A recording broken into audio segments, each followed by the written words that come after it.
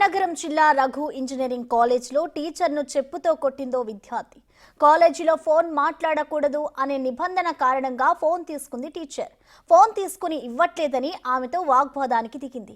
ఆపై టీచర్ మీద దాడి చేస్తూ అసభ్య పదజాలంతో దూషించింది. ఫోన్ ఇస్తావా లేదా, ఆ ఫోన్ ఖరీదు 12,000 అంటూ రచ్చ చేసింది ఆ విద్యార్థి. దాడి చేసిన విద్యార్థి మెంటల్ డిస్టర్బ్ అయి ఉంటుందని తోటి స్టూడెంట్స్ చెబుతున్నారు.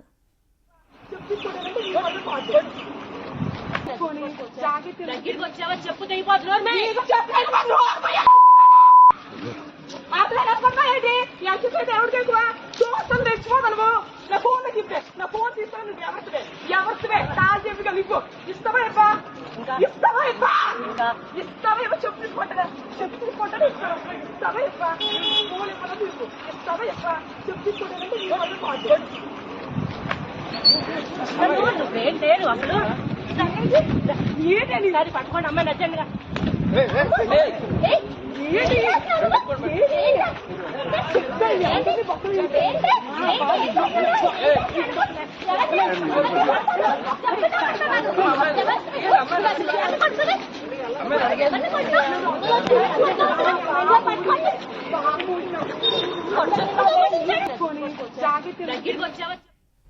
ఇక ఈ ఘటనపై పూర్తి సమాచారాన్ని మా ప్రతినిధి శివశంకర్ అందిస్తారు. శివశంకర్, మనం చూస్తున్నాం ఒక విద్యార్థి టీచర్ ఫోన్ లాక్కున్నందుకు ఇటు టీచర్ పై దాడి చేసింది. అసలు ఈ ఘటనకు సంబంధించిన పూర్తి అప్డేట్స్ ఏంటి, డీటెయిల్స్ ఎలా ఉన్నాయి? ప్రసన్న, నిజంగా మనం సభ్య సమాజం చాలా తలదించుకోవాల్సినటువంటి సంఘటన, దారుణ ఘటన అయితే రఘు ఇంజనీరింగ్ కాలేజ్ లో జరిగిందని చెప్పుకోవచ్చు. కేవలం ఫోన్ తీసుకున్నందుకు విద్యార్థిని, అది కూడా engineering second year ECE subject చదువుతున్నటువంటి విద్యార్థిని మెఫా సబ్జెక్ట్ బోధించే టీచర్ని అయితే చెప్పుతో కొట్టడం జరిగింది. అంతేకాకుండా దారుణంగా బూతులు కూడా తిట్టడం జరిగింది. ముఖ్యంగా మనం చూసుకుంటే ఒక చదువుకున్న అమ్మాయి ఈ విధంగా తిట్టడం, అదే విధంగా టీచర్ పై ఈ విధంగా బిహేవ్ చేయడం నిజంగా చాలా దారుణంగానే మనం చెప్పుకోవచ్చు. అయితే అమ్మాయి కాస్త మెంటల్ డిజార్డర్ మొదటి నుంచి కూడా, అంటే అమ్మాయి మొదటి సంవత్సరం ఇంజనీరింగ్ జాయిన్ అయిన దగ్గర నుంచి కూడా కాస్త బిహేవియర్ అలానే ఉండేది. అయితే ఈ మధ్య కాలంలో అటువంటి బిహేవియర్ చాలా ఎక్కువైంది. ఎందుకంటే తరచూ కూడా క్లాస్మేట్స్ తో కూడా గొడవ పడుతున్నటువంటి సంఘటనలు జరుగుతున్నాయి. అదేవిధంగా ఇంట్లో తన తల్లిని కూడా రీసెంట్ గా కొట్టింది అనే ప్రచారం కూడా జరుగుతూ ఉంది.